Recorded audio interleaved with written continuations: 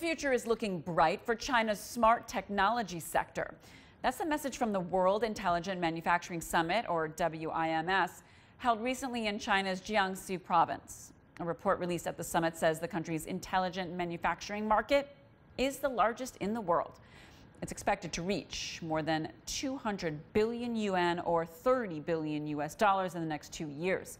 The report also says in 2016, China's system solutions were valued at over 100 billion yuan. That was a year-on-year growth of over 18% from 2015.